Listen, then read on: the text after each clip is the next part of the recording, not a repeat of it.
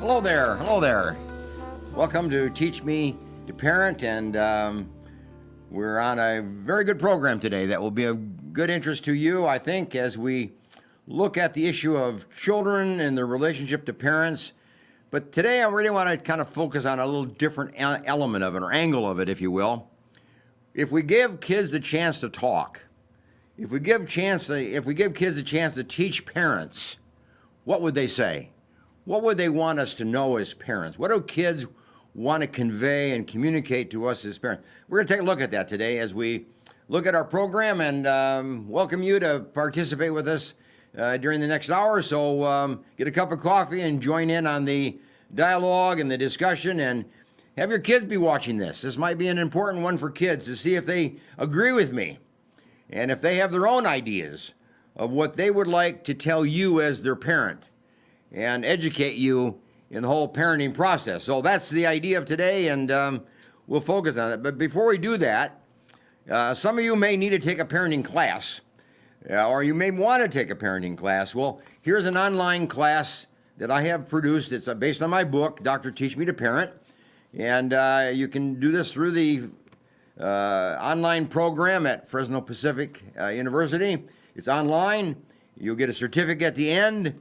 And you read a book, you listen to some of my podcasts, and you dialogue with me in the area of better parenting better.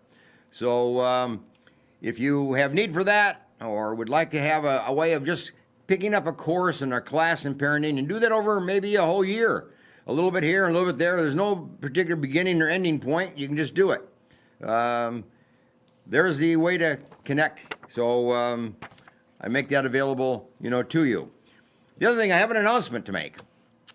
And this goes forward now up to February the 10th.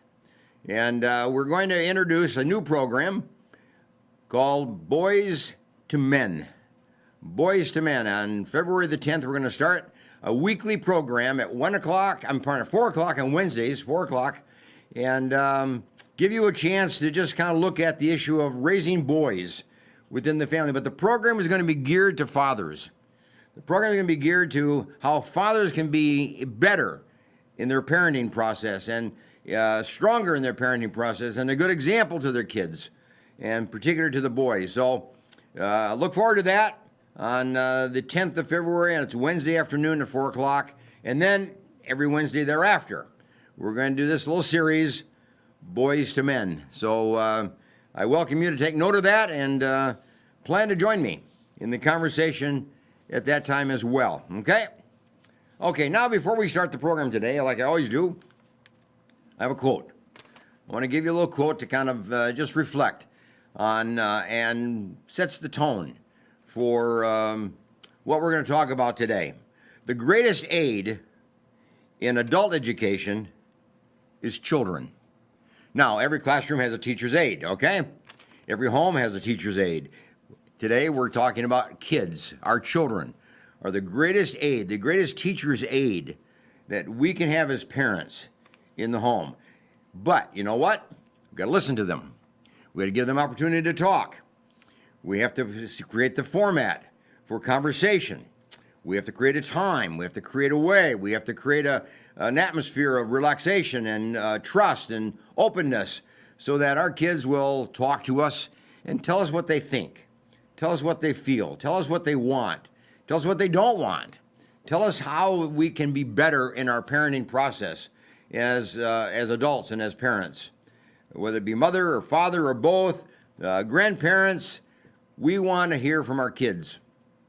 It's interesting in our culture, we are parents, and we have this tendency to tell our kids, to do this, to do that, and we engage kids in kind of a stimulus response matter. We present the stimulus, we tell our kids to do, and then just expect them to do it. And that's the way we tend to parent. Well, I'd like to turn the tables on that just a little bit and say to you, no, that's part of the process. That's part of it.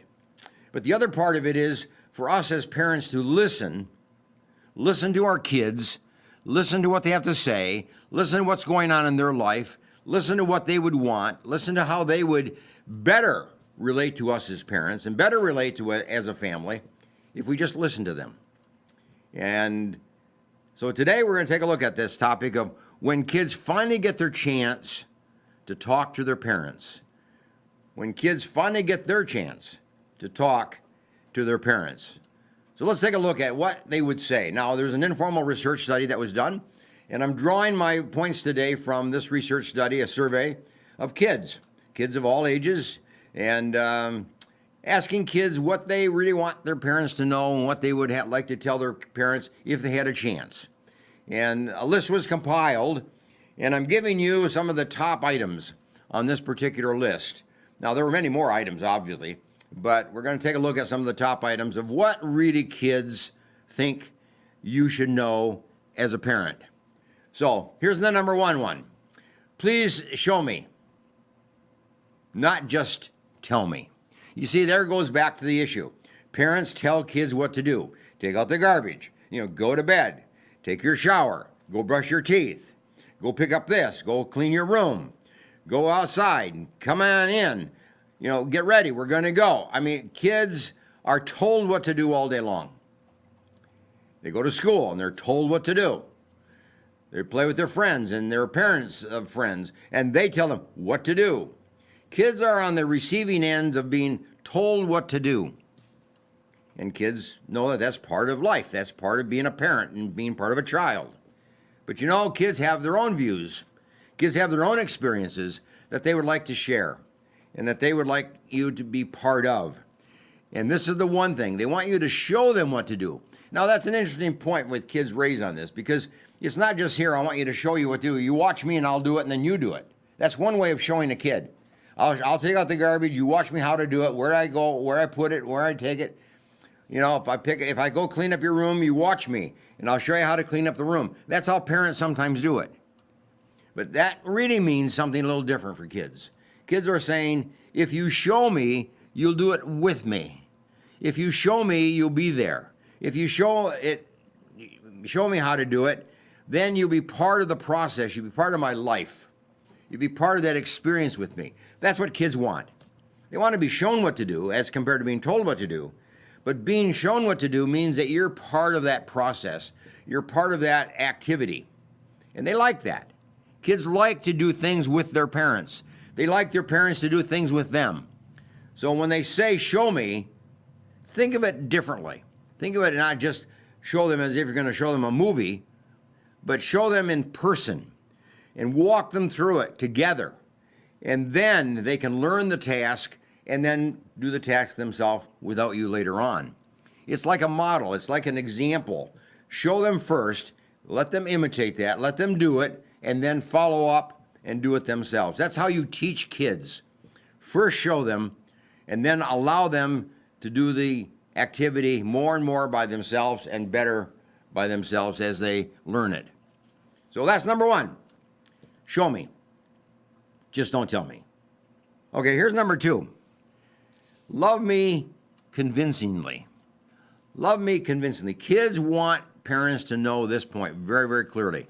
Love me convincingly. Now, here's the deal. Kids know that you love them as a parent. That's kind of just pro forma. The kids kind of know that as a parent, you love them. Well, it's more than that. They're really adding a whole element to this when they say, love me convincingly. In other words, prove it. Show me in real life. Show me in real time. Show me in real physical contact. Show me in real life that you love me. And convince me of that. Make me a believer that you love me. Now, in my clinical practice, I see a lot of kids. And my standard question for kids is this: do your parents love you? And almost 100%. Now, that isn't everybody, but almost 100%. It's about 95% or more will say yes to that question. Yes, my parents love me. Then I follow that up with another question, and that is the question that leads to a lot of discussion. I then say to the kid, how do you know? How do you know it? And I tell you what, about a third of the kids that I see cannot answer that question, cannot tell me how they know that their parents love them. They just have that sense that maybe a parent loves them, should love them, ought to love them, but They don't know how to answer the question, how a parent demonstrates that, how a parent proves it, how a parent shows it. That's what's missing for a third of the kids that I see. So parent, that's the message. You have to not just love your kids, that's important, but you have to show them. You have to convince them that you love them. You do it in your words. You do it in your touch. You do it in your trust level. You do it in your faithfulness. You do it in your smile. You do it in your kindness. You do it in your hugs. You do it in your talk. You do it in your messaging of saying, I love you, and I want you to know that, and you touch them in a loving, kind way at the same time. So you can do it as a parent. You love your kid, perhaps, yes, but you have to show them, you have to prove that, and you have to convince them that you do love them. Now, here's the third part of that element of the issue of loving a kid convincingly. Here's the third part. You have to help the kid know this, that they will believe it. You know, you may prove it. You may say things you love them convincingly. You may love them. You may show them in a lot of different ways you love them. But they have to believe it. They got to accept that. They have to understand it and believe that you mean business and that you're truthful about that. So I have to ask the kids, do you believe it? Do you really believe that your parents love you? And that's in the heart. That goes to the heart of the kid. And kids have to have that convincingly delivered message that you love them and that they will accept it and believe it and incorporate it into their life and live their life based on the foundation that you love them as a parent. That's a critical issue, and it's a tough one for parents. So it's more than whether you love them. It's loving them convincingly. Love them in a way that they'll understand. Love them in a way that they'll believe. Love them in a way that they'll accept that. And love them in a way that they will live their life as a loved child who will then know how to love others and behave towards others in a loving way as well, and live a convincingly loving life with others as they grow older and into their own relationships, especially in their own marital relationships. So that's number 2. Now let's go on to number 3. This is a very important point in this survey that was done of kids of what they would like parents to know if they could just talk. And that is, kids know that discipline is part of parenting. Kids know that discipline is part of family life. So they say, discipline me as in a very kind and firm manner. Discipline me in a kind and firm manner. That's what kids want. They want this kind of discipline. Now, discipline means you reward them when they do well. You reward them when they do something that you want and desire and find desirable and appropriate. You reward them when they do good behavior of various kinds, achievement, and are doing better and improving. You reward them at those kinds of time. Reward them in words and reward them with a pat on the back, reward them with special opportunities and privileges and all kinds of ways that you reward. But you reward a kid when he's doing well. You catch him being good and you reward him. That's discipline that's kind and firm. But also, discipline involves some form of punishment. And punishment also has to be delivered in a kind and firm manner. Discipline might be in the form of taking away a privilege. It might be in the form of a discussion or a talk that you will have with them in terms of trying to reason with them about a particular behavior that they're engaged in. It might be in the form of some kind of privilege that you take away. Maybe sending them to bed early. There's a lot of different ways that punishment is delivered, but it's got to be delivered in a kind but firm manner. That's what kids are asking. In other words, it does not create fear. It does not create a distance between you as a parent and the child. That's what unkind discipline is all about. You create that sense of fear and you separate and you draw and you separate yourself from kids and you separate kids from you. We don't want that. We want a discipline that keeps you together as a family, allows you to be together and stay together as a family and trust each other and believe each other and have faith in each other and caring for each other, but certainly trust. So that's discipline in a kind but in a firm manner. That's what kids are saying now. That's what kids want. So they're not avoiding discipline, but they want it done properly. And that's your job as a parent, to make sure it's delivered kind and firmly. Okay, that's number 3. Now here's number 4. Here's a good one as well for you. Make sure that you as a parent and your home as a family is a safe haven. You want to be a safe haven to your kids. You know, when your kids are in stress and they come to you at home, they want you to console them. They want you to comfort them. They want you to just be kind toward them, to take them in and talk and be part of their life and just understand and be there in a consoling and supportive and caring way. That's being a safe haven. When kids have something to share and something to talk about, and they talk to you in confidence, that's being a safe haven. They believe in you as a safe haven.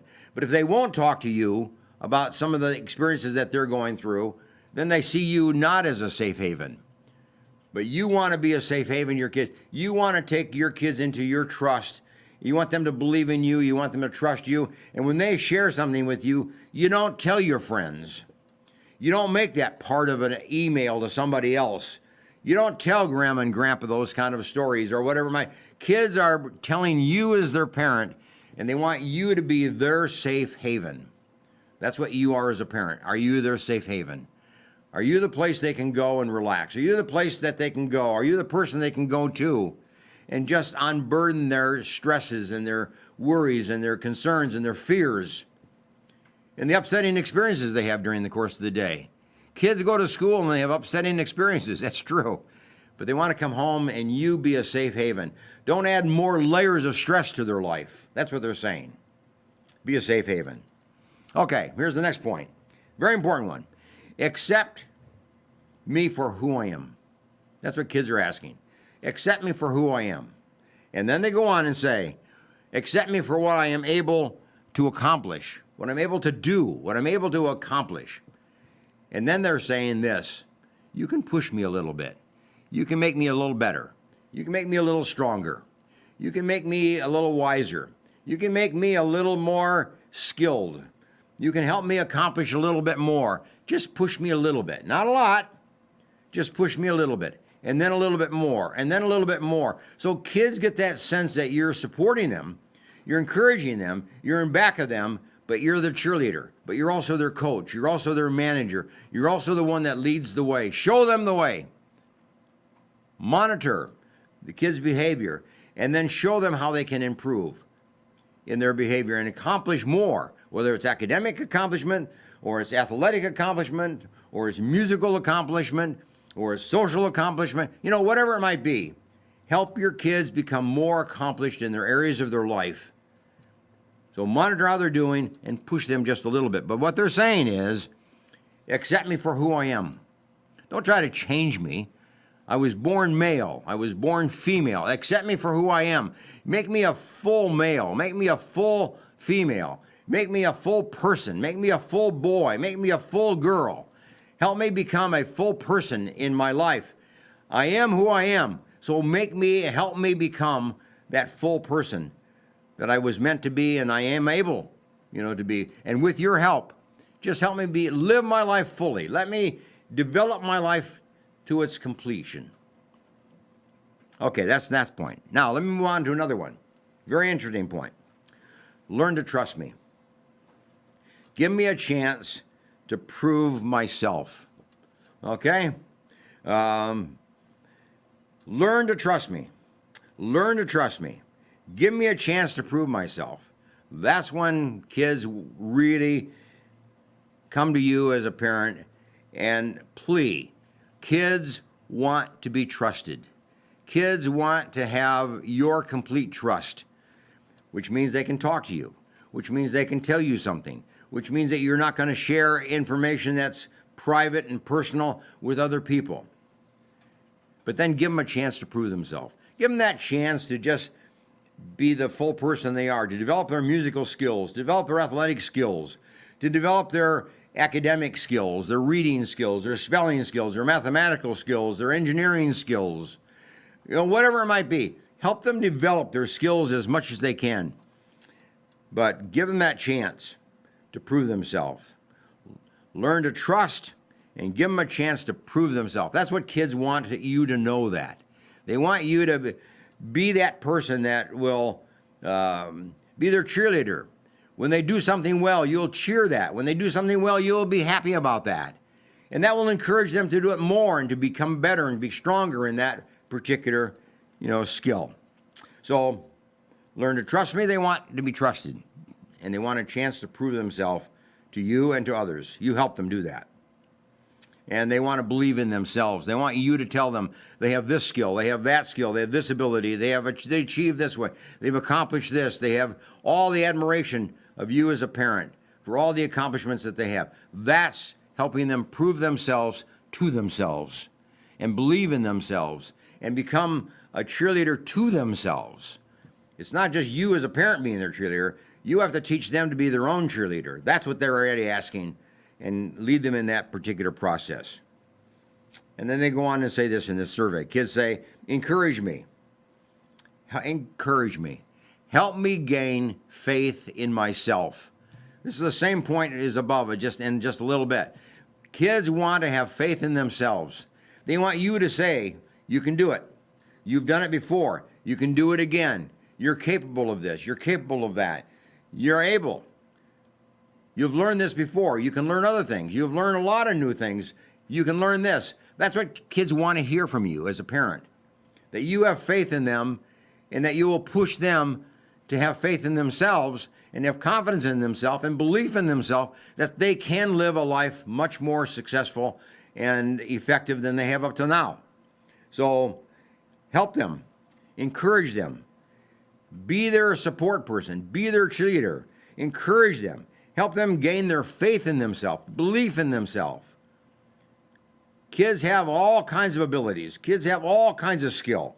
And what they want you to know is tell them how well they're doing. Be like a gauge. Be like a measure for them. Be like a person that shows them how they have accomplished and how they have improved over the course of the last 6 months or over the last year. And before they were doing this and now they're doing this, and how much better their life is.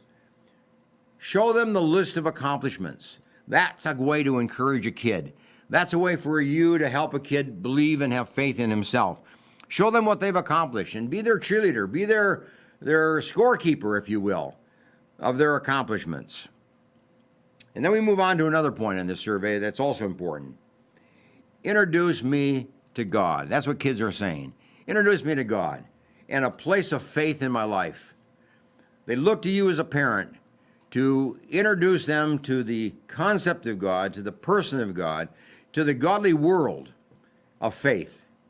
Take them to church. Show them what the Bible is. Read a little bit out of the Bible. Show them what prayer is all about. Expose them to people of religion. And give them a religious foundation, a religious upbringing. Introduce them into the godly world of religion. That's your job as a parent. And how they develop that faith as they move on in their life is partly up to you as a parent and partly up to them as an individual, as they nurture and mature in that religious faith that you have introduced into their life. Your job is to introduce it, and then their job is to nurture it and to build it and to strengthen it to become a full part of their life. And then lastly, the interview that was conducted with these kids and doing the survey,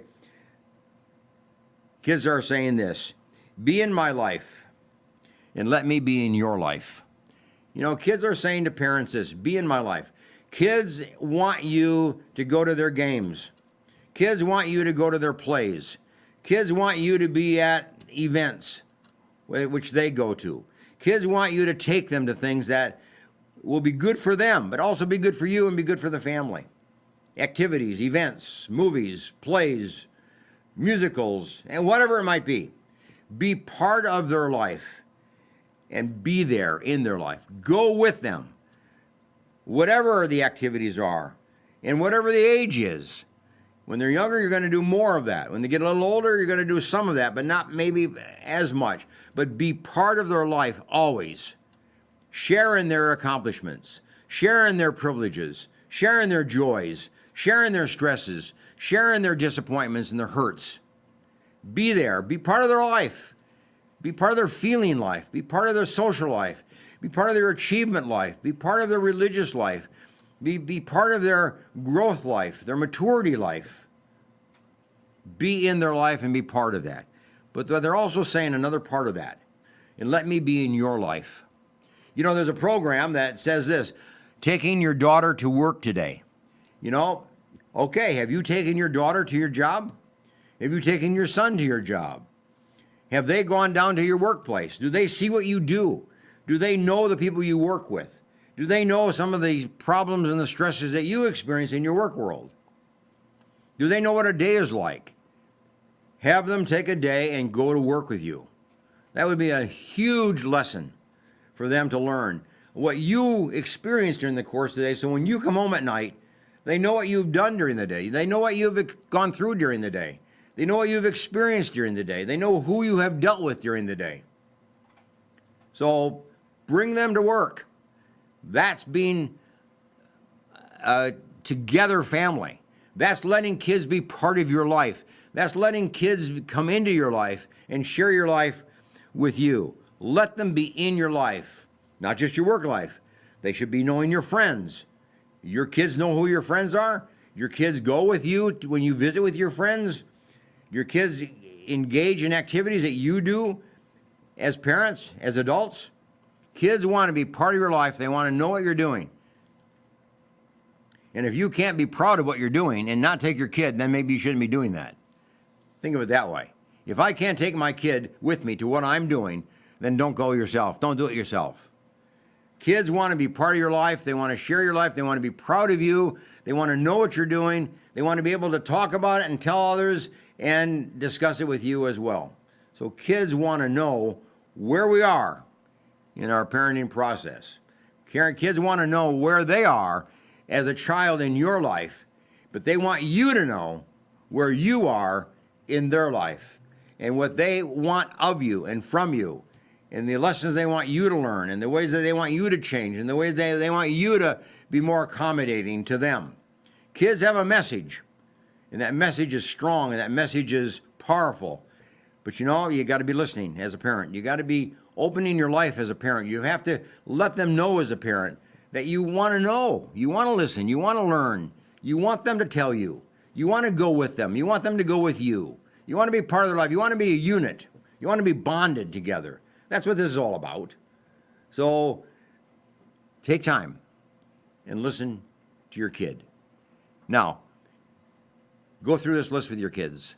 If they're not with you right now, not watching right now, take this list and go over with them. Ask them if they agree. But then ask them to add a point to it. What would be the things that they would add? What would they want you to know that is not on this list, that was not part of that survey?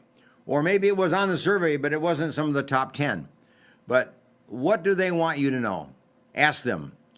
Take time for that. That's table talk time. That's dinner talk time. That's car talk time. That's bed talk time.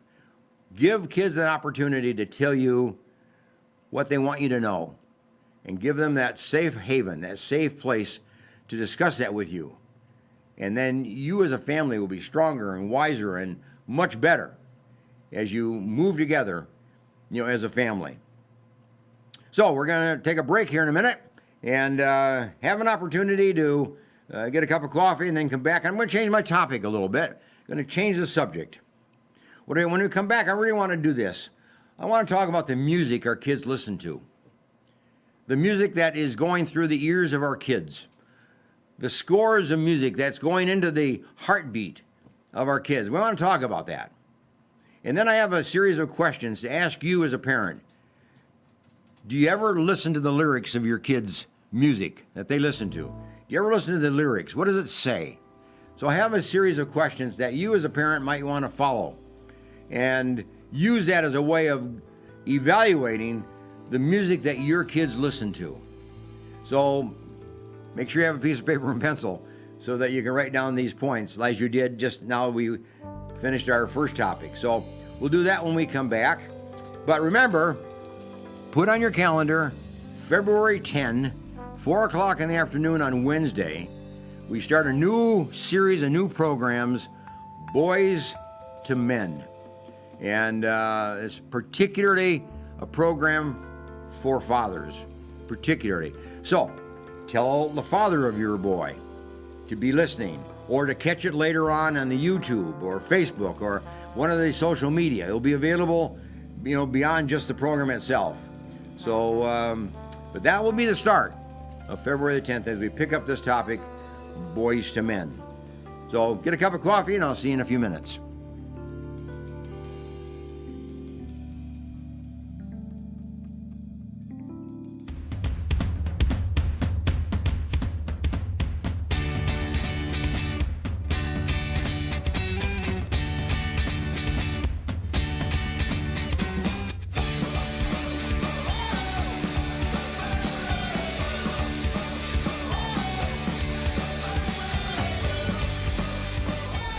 When I set foot on the campus to come visit it, I was struck by how open and how welcoming the students and the professors were.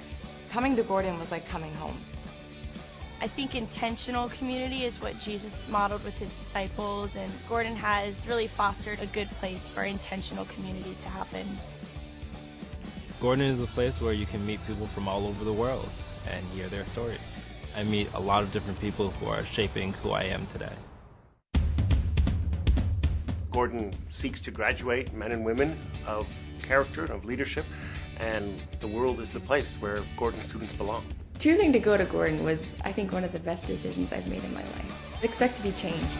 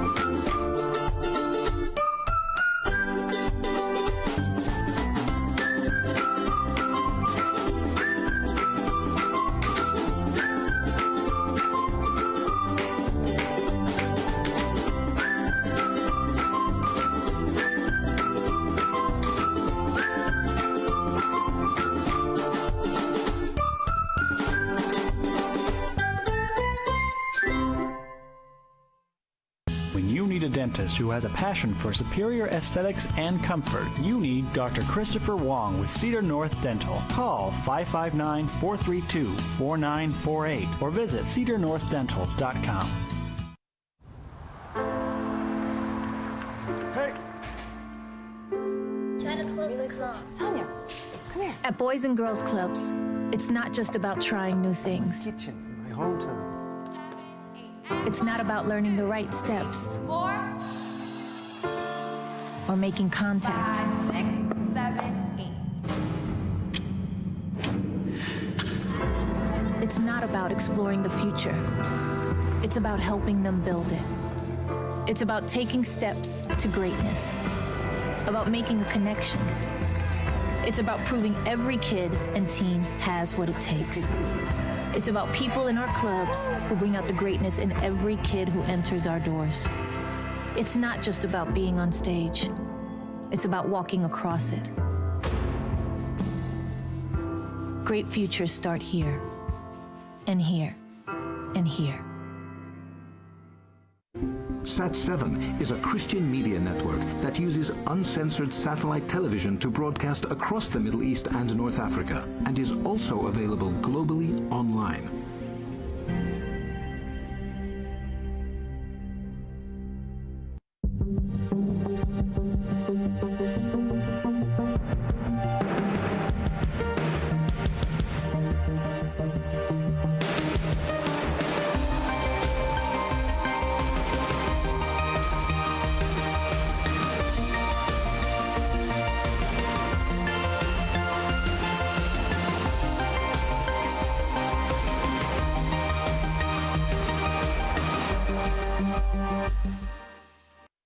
The Green Gables Care Home is a 24-hour assisted living facility for the elderly located in Clovis, California, offering spacious private and semi-private rooms which are wheelchair approved, catering to the special person in your life who needs attention and wants to live in a loving home environment. The Green Gables Care Home has assisted living in secured homes for elderly with Alzheimer's, memory loss, and for your loved ones needing assistance with their activities of daily living. Call 559-297-9438 and visit greengablescarehome.com. Sometimes good intentions hurt rather than help.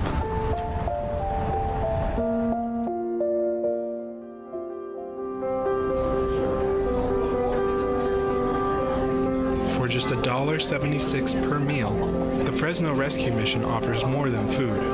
We offer hope. Please donate today.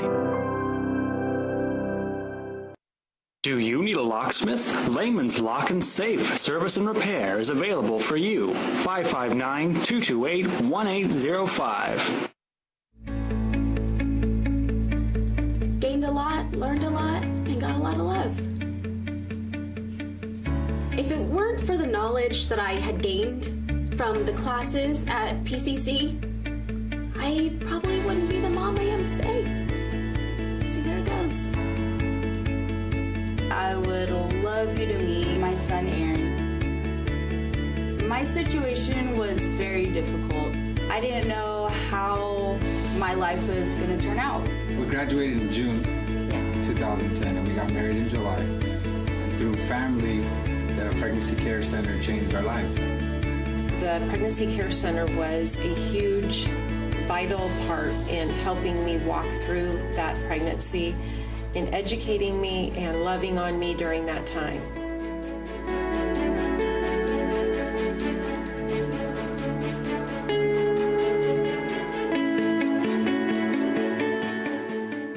Choosing a Medicare plan can be difficult and frustrating.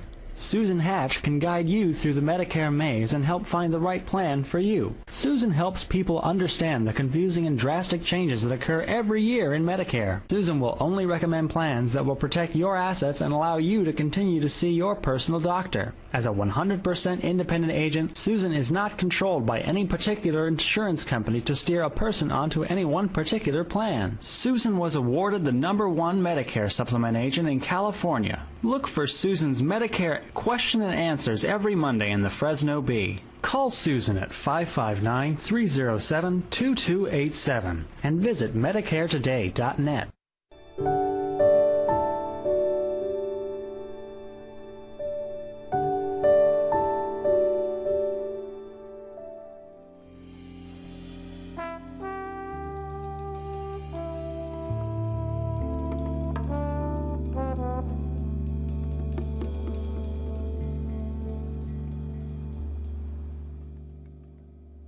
All right, welcome back to Dr. Teach Me to Parent.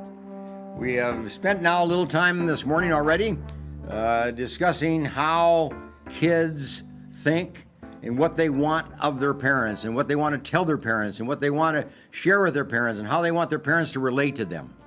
And learning from our kids, that's a very important message. But now I'm going to shift over to a little different theme. But as part of this kind of learning and understanding each other and working together as a family and appreciating the interests and the activities and the behavior of each other as a family. And that is the music that your kids listen to. Do you really listen to the music that your kids listen to? I've done that. I've done that with my grandkids. I've taken opportunity to have them share with me some of the music that they listen to. And I not only listen to the music, the score, but I listen to the words. I listen to the lyrics.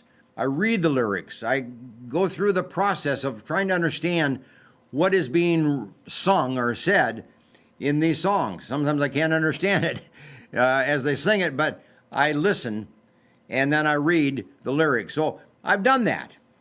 And I guess you as a parent, I'm asking you, have you ever done that? You ever stopped and just listened to the music of your kids and then read the lyrics of that music? What would you think? What would you find out? What would you come to know if you actually listened to the lyrics of your kids and the music that they listen to? Well, I'm going to give you a series of questions, how you can evaluate that. Now, let's just assume this. You take a piece of music that your kid listens to, it kind of likes, the ones that they listen to frequently, and have them bring it to you and then get the lyrics. Bring it on the iPad or on their phone, get the lyrics up so you can look at it and read it. And then ask a couple questions, okay? And I'm going to lead you through a series of questions that you need to ask yourself and evaluate that music and evaluate that lyric from this particular point of view. Here's the first one. Do the lyrics put down or degrade any particular person or group? Or does the music, do the lyrics enhance the value of any particular group of people or person? In other words, lyrics create a message. Lyrics are words. Words have meaning. Words have impact. Words have influence. Words bring out feelings, create behavior patterns, create moods, how we live and how we dress and how we interact. So my question to you is, when you listen to the music and you read the lyrics of your kids, do the lyrics degrade? Do the lyrics put down any particular group of people, by race, by nationality, by religious background, by culture, by lifestyle, whatever it might be? Does that music degrade and put down? If so, it's not good. That's not good. That's not to be encouraged. On the other hand, do the lyrics of your kids that they listen to enhance and give value to other people, whether they are of one nationality group or another, one ethnic group or another, one color group or another, one lifestyle or another, one religious background or another, or whatever it might be? Do the lyrics enhance and give value to others? That's really the question. So look at your music from that particular point of view. Now, here's the second one.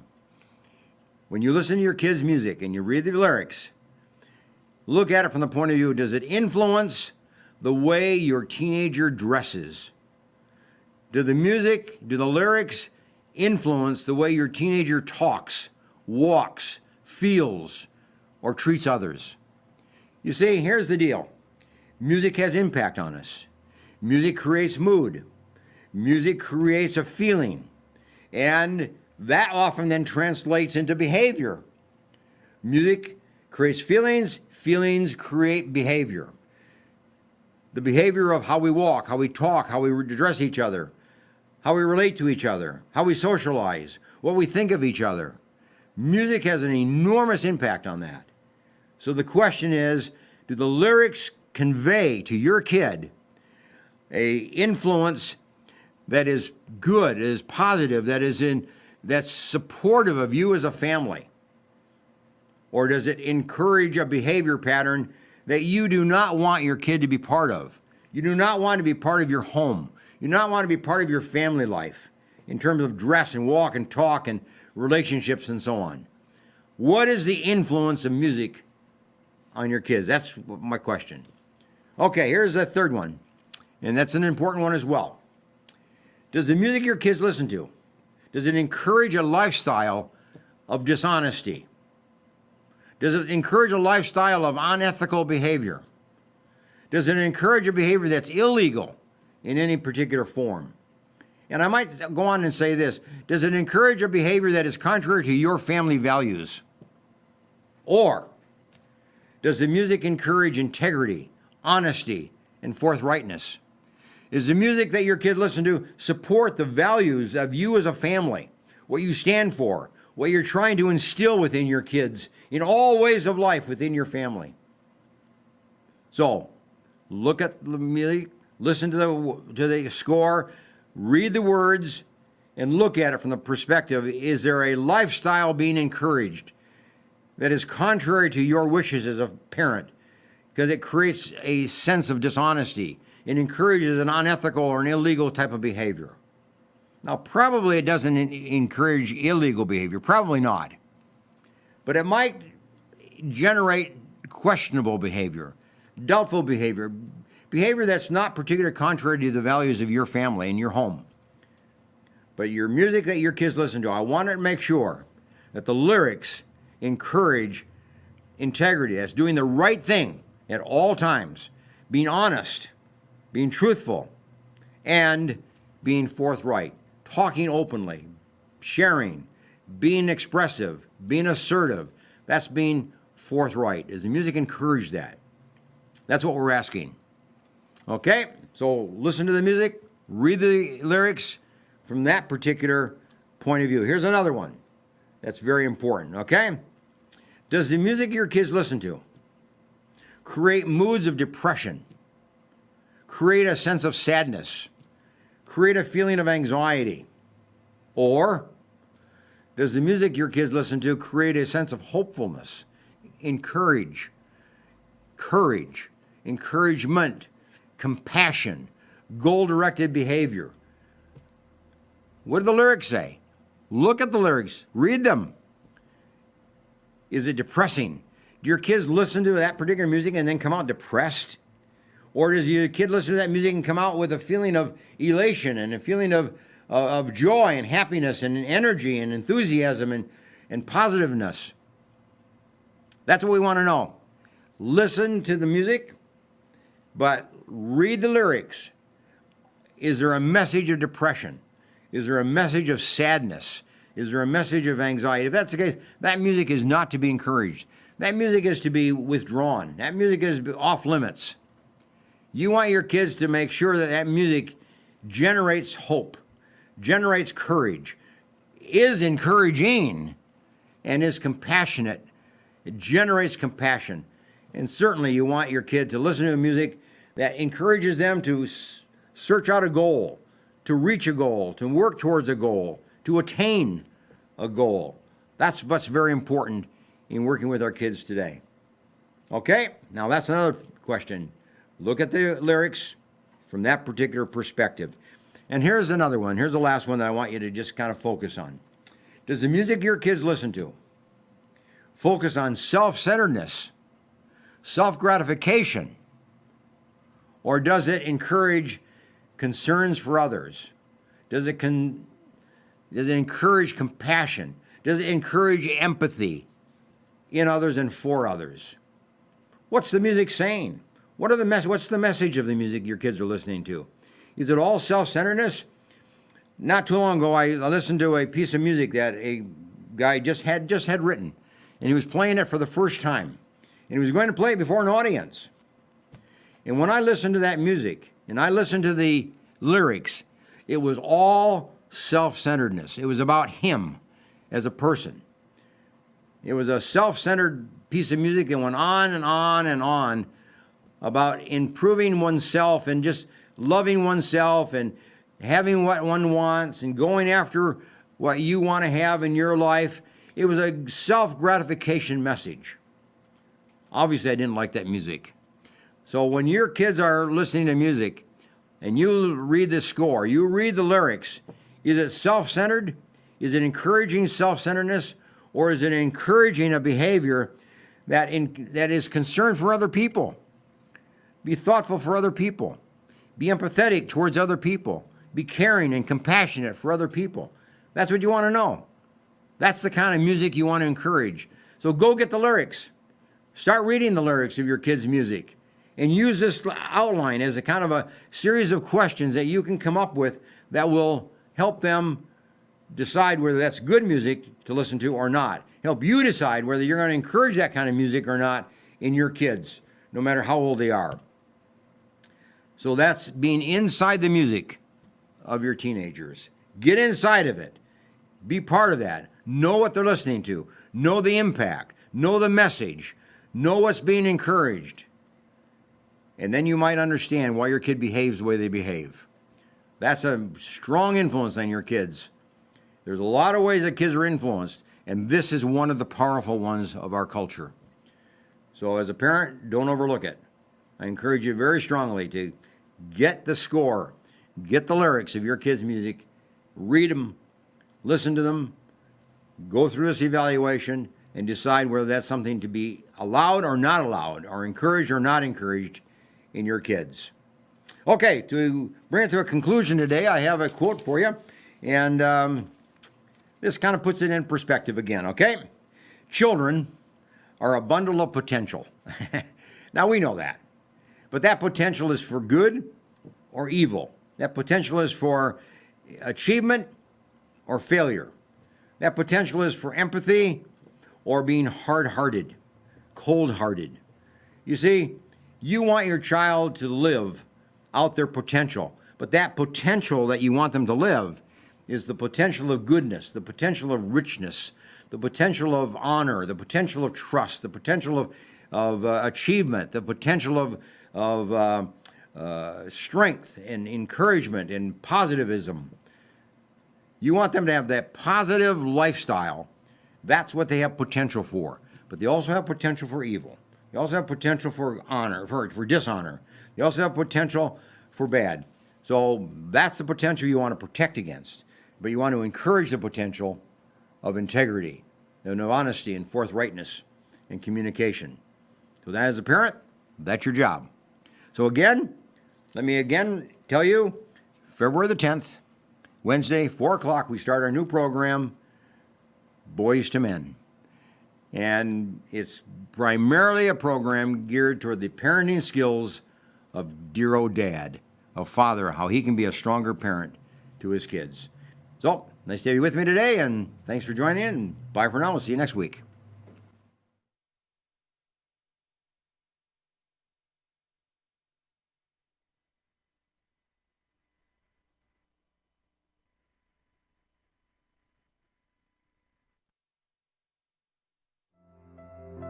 The in-house services we offer here at Total Life Change: anger management, one-on-one biblical counseling. We do a marriage enrichment, codependency and chemical dependency one-on-one counseling. We have a relapse prevention piece. We also do a lot of workshops where we inform and educate people on different topics. There is one-on-one individual sessions, and we also have group therapy that we work in a group. We find that can be so advantageous when you know you're not alone. The key is to call, email, online, and get a hold of one of the receptionists here, and we will do an assessment. We are not here to direct, guide, and force. We're here to meet you where you're at, then direct, then guide, and then give you options to break free